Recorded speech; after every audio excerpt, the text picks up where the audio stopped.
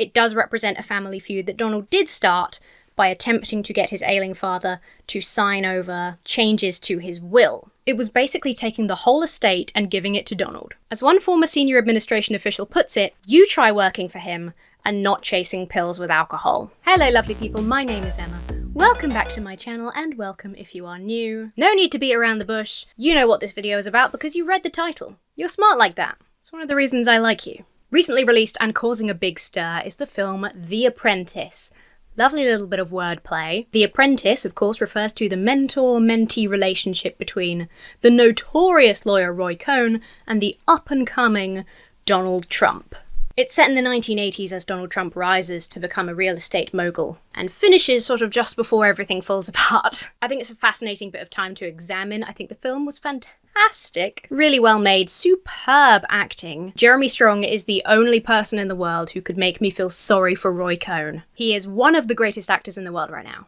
So, as a film, great experience, do recommend. As Gabriel Sherman, the screenwriter, told a website called Movie Maker in an email, the movie dramatises the well-documented behaviour and strategies Roy Cohn taught his apprentice, Donald Trump. The film is a dramatisation that reflects the character and the behaviour of these two men and the relationship between them, and I think it does a very good job. However, the US election is imminent, and Donald Trump is very upset by the portrayal of him in the film and the timing, calling it fake and classless in his classic all-caps manner. He also called it defamatory and suggested it's an attempt to swing the election. While the film opens with an announcement that it is a dramatisation, fictionalising things for the sake of story, Trump does make a little bit of a point, much as it pains me to say it. The film does have some shocking moments, and it is a precipitous time to show the man running for President of the United States in such a shocking way, so I thought we'd all benefit from a little fact check. Many of you will be wondering how many of the key events in The Apprentice are reflections of real life, where the facts may differ, and I am here to clear it all up for you. You're welcome. Let's start the same place as the film does, with the Trumps going through a lawsuit around racial discrimination in their properties. Was this a real lawsuit? Were the Trumps accused of racial discrimination? This is 100% true. The film opens with Donald worrying over this lawsuit. As portrayed in the film, this is also indeed where Donald Trump got to know Roy Cohn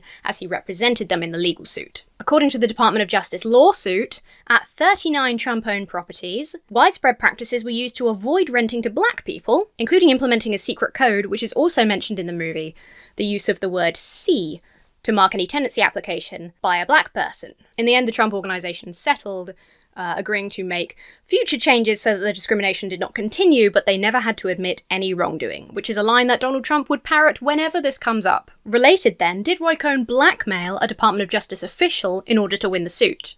This is false. The film shows Roy Cohn blackmailing a Department of Justice official with photographic evidence of him and some young men engaging in sexual activities. This is pure dramatisation, as the screenwriter acknowledges. However, it is representative and intended to be representative of the kind of behaviour that Roy Cohn did employ. He did a lot to damage and remove gay men from public office. He also, as we will later discuss, admitted to using illicit means to achieve his ends. So this specific event in the film is simply to represent that behaviour and not a specific incident that really occurred. Did a young Donald Trump take amphetamines? I'm going to put this down as a false/accounts vary, because there are several accounts that allege this, but there is no material evidence beyond rumour that Donald Trump was taking amphetamines. In the film, Trump takes amphetamines regularly, having an honestly hilarious conversation with his doctor in which he explains that he thought they were like vitamins and is just popping them regularly, as he denies having the side effect of ED, erectile dysfunction. There have long been rumours of Trump taking various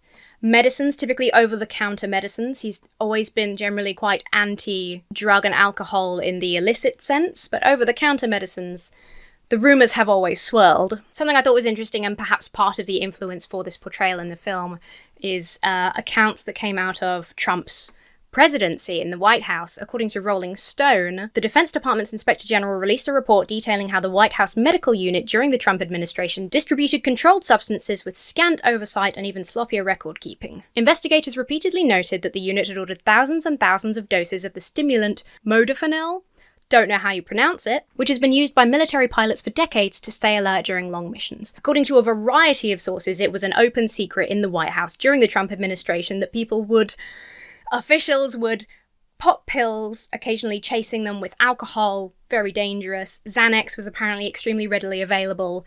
People were popping Xanax and then chasing it with shots of alcohol. As one former senior administration official puts it, you try working for him and not chasing pills with alcohol. Apparently the rumours of Trump popping pills came up more in the early 90s. In 1992, Spy magazine wrote, "Have you ever wondered why Donald Trump has acted so erratically at times, full of manic energy, paranoid, garrulous?" I've never heard that word before, I don't know what it means. Shall I look it up? Garrulous. Excessively talkative, especially on trivial matters. Have you ever wondered? Well, he was a patient of Dr. Greenberg's from 1982 to 1985, the period described in the film. Dr. Greenberg was apparently notorious for dishing out drugs to anyone who would pay. In 1993, a man called Harry Hurt wrote an unauthorized biography on Trump called Lost Tycoon, which corroborated the rumors and said the diet drugs, which he took in pill form, not only curbed his appetite, but gave him a feeling of euphoria and unlimited energy. The medical literature warned that some potentially dangerous side effects could result from long-term usage. They included anxiety, insomnia, and delusions of grandeur. According to several Trump Organization insiders, Donald exhibited all of these ominous symptoms of diet drug use, and then some. Allegedly, the drug that Trump was taking at the time was tenuate dospan, a speed-like drug. So the film's portrayal of Trump's use of diet pills comes from these various accounts from the early 90s. A site called Quakka, which reported on this story, claims to have a source that the Donald Trump of today is on a diet drug called phentermine and has been since at least April of 2014. So while this piece of the story does come from several accounts of Donald Trump and his behaviour at the time, we don't have any material evidence to say that it's true, so this is false/accounts vary. Whoop. Have you met my son?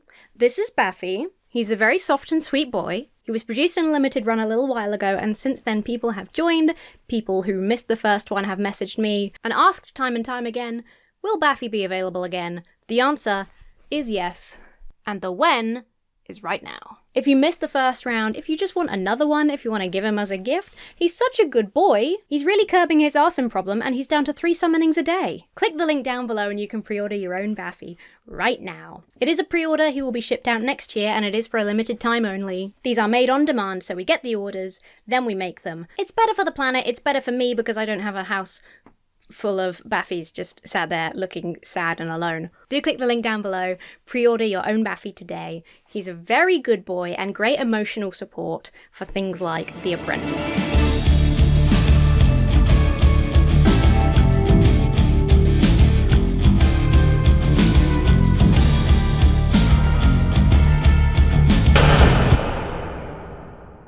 The most probably shocking scene in the film is a moment in which Donald Trump appears to sexually assault Ivana, his first wife. Is this true? Accounts vary, which is probably what you would expect from this kind of story. In Lost Tycoon, Hurt wrote that Ivana told friends during this time that Trump had her. In 1990, they were divorcing. She gave a detailed court deposition under oath, which is where a lot of this information in the film and outside comes from. According to Ivana, he had just had his scalp reduction surgery and was suffering a lot of pain. Ivana says that Donald pinned her down to the bed and started ripping her hair out at the scalp where he had had his surgery. At the time, she said he raped her. Later, she added the qualification to the book that she did not want it to be described as. On one occasion in 1989, she said, Mr. Trump and I had marital relations in which he behaved very differently toward me. As a woman, I felt violated, as the love and tenderness which he normally exhibited towards me was absent. I referred to this as a but I do not want my words to be interpreted in a literal or criminal sense. It's important to note that her later statement didn't deny anything that had happened or exonerate Donald's behaviour. At the same time, it's also important to note that Trump's 1991 settlement agreement included a gag order which forbid Ivana from speaking about her marriage to Donald without his permission. So that is the most complicated and horrible story wrapped up. Trump's cosmetic procedures, then. It is according to Ivana's deposition that we have this information. Till this film, I did not know what a scalp reduction was, and my life is the worse for knowing, so that's cool. They literally cut out the bit of skin that has the bald spot. It's horrendous. It's horrendous. So these come from Ivana's sworn statements under oath. Her plastic surgeon, Dr. Stephen Hoeflin, who had performed Donald's waist and chin liposuction, also performed his scalp reduction surgery. In Lost Tycoon, Hurt wrote that the recovery was painful and Donald suffered nagging headaches caused by the shrinking of the scalp and the pain of the initial incision. In pain and not satisfied with the immediate coloration associated with the process, on an irate phone call, Donald told the doctor, "I'm going to kill you." He then threatened to sue the doctor, not pay for the procedure, and work to destroy his practice. To me, it seems like a strangely specific thing to lie about in a deposition. If you were going to allege that your husband assaulted you in a fit of rage, mentioning specific cosmetic surgery procedures just seems a bizarre way to justify his outrage. Over the many years since, a number of plastic surgeons have attempted to deduce what Trump and his family may or may not have had done just based on images and video footage of them, but no surgeon, for obvious reasons, has ever come forward and admitted to performing surgery on Trump. So for the simple fact that Trump denies these things having happened, accounts vary. Now to one of the primary themes of the film. Was Roy Cohn gay, hiding it his entire life, eventually succumbing to AIDS? This is true. By the 80s, certainly, Roy Cohn was widely known to be gay, though he always publicly denied it. Just as is portrayed in the film, he often brought his young male friends and advisors, his young male partners, to public events. He did indeed pass away from AIDS, despite, just as portrayed in the film, always claiming that it was liver cancer. His case is an extremely dark one. As the film suggests, he did indeed also bully several gay men out of office. Roy Cohn's cousin followed him for a while to produce a story for Vanity Fair. He said, "Everyone who spent time with Roy knew that the stories of his engagements to Barbara Walters and several other women were fiction. Ever since I was a kid, I had watched him attend family reunions with a series of younger male companions who were invariably introduced as office managers from his firm, but whom one of my relatives always referred to as Roy's tricks. In the early 1980s, Roy introduced a man named Russell Elridge as his secretary. Soon I learned that Russell had become very sick. When Russell died, Roy was heartbroken. Later, I gathered that Russell had died of AIDS. In 1985, he was diagnosed with AIDS. The only two people who knew the truth were Peter, his partner who he lived with, and a partner of his of 30 years, Tom Bolan. To his secretary and his closest friends, he kept dispensing progress reports of his liver cancer. A columnist called Jack Anderson produced transcripts of his hospital records. As such, we can confirm for a fact that he died from AIDS, not liver cancer. Did Donald Trump abandon Cohn when he got AIDS? Accounts vary. Roy Cohn himself said so.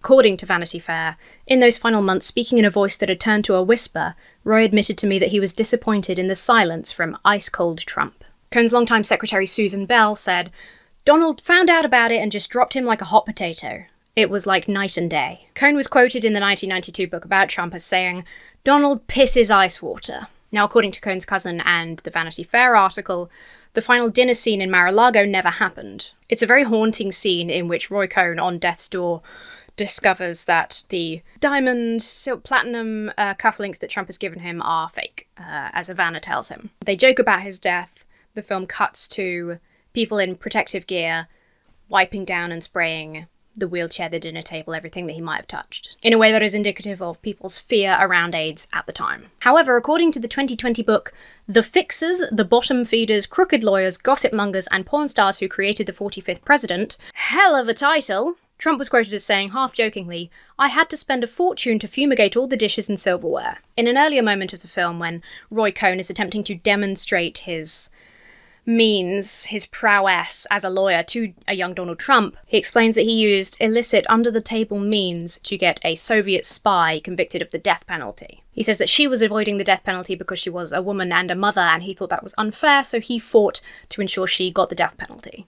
This is true. He was only in his 20s in 1951, an assistant prosecutor, when he helped engineer the conviction and execution of these Soviet spies. He acknowledged using illicit back-channel conversations with the judge to get the death penalty. Did Roy Cohn and Donald Trump try to get Ivana to sign a ridiculous prenup? This is true. The film implies the reason behind it is that Roy is jealous of Trump's impending marriage to Ivana. Again, Vanity Fair says, "The Apprentice suggests what some of the observers, me, Roy Cohn's cousin, always suspected. The preternaturally ugly Cohn was attracted to the towering handsome Trump." He specifies he's talking about Trump in his late 20s and 30s. "This is true in the broader sense," he says, "mixing fact and dramatic flourish. We don't know if Roy felt rebuffed by the object of his desire. We do know he drew up an onerous prenup for Ivana." Finally, another shocking moment towards the end of the film. Did Donald try to get his ailing father to sign over money from his siblings' trust? This is false, but it is based on a very similar, true event. This specific instant, Donald going to his father, who is just becoming slightly confused in his older age, and attempting to get him to sign money over from his siblings' trust, his mother getting angry with him. This specific event did not happen. However, it does represent a family feud that Donald did start by attempting to get his ailing father to sign over changes to his will In 1990, Trump's creditors are all up his arse. Ivana is divorcing him, wants a significant amount of money from the settlement. According to depositions from Trump's family, he sent a lawyer and an accountant to go and see Fred Sr., where they told him he immediately needed to sign an agreement per Donald's wishes. Fred Sr. was 85 years old at the time and soon to be diagnosed with cognitive decline, including memory issues, confusion. Several of his family members referred to this as dementia. Donald's sister Mary Trump Barry was asked by her father in 1990 to review those changes. Her husband John Barry was an attorney familiar with estate law and looked it over with her. To quote Mary, "I show it to John and he says, 'Holy shit!' It was basically taking the whole estate and giving it to Donald." She helped Fred Sr. reject Donald's effort, and Mary claims that Donald wouldn't speak to her for 2 years after the fact. So there you go, that is the truth behind The Apprentice. Any surprises? Anything that you're like, no, that checks out, that's pretty much what I expected? I think the way they used these stories, these varying accounts, to portray patterns of behaviour was very well done and portrayed quite an accurate picture of both Roy Cohn and Donald Trump. However, the devil's advocate in me, the devil in this occasion being, of course, Donald Trump, the devil's advocate in me does understand why Trump or his supporters might have some strong negative feelings about a film that does fictionalise and dramatise supposedly real events. At the same time, I can see why people on the opposite side would say that this is the perfect time for people to know more about Donald's history, his characteristics, the things that he did and people alleged that he had done, before people vote, so that they can more knowingly vote. Fortunately, as a Brit, I am able to watch the film, enjoy it, fact-check it, and abstain. Do vote! Voting's very good. I think Trump is a bad man with bad policies, and this film simply highlights the things that we already knew for a fact, that he has this long history of racism, sexism, and homophobia. I can't personally imagine this affecting anyone's opinion of him. I think people probably either already knew those things, or they're a fan of his and agree with Trump that this is all baseless lies, and I enjoyed it as a piece of media. Do let me know your thoughts down below. Do like this video if you liked it, subscribe if you haven't already so you don't miss future videos. Consider checking out my gaming channel at Little Duck Gaming. We have a lot of fun over there. I post them most regularly. If you would like to support this channel and what I do, you can become a channel member. You can get your hands on my sweet son for a limited time only. The best way to support this channel is via the Patreon. With that, I must give a big thank you and a shout out to my giant chickens and colossal quackers over on Patreon. Especially Conla. Conla, he's very good. He's a great guy. He doesn't eat dogs. It's very nice.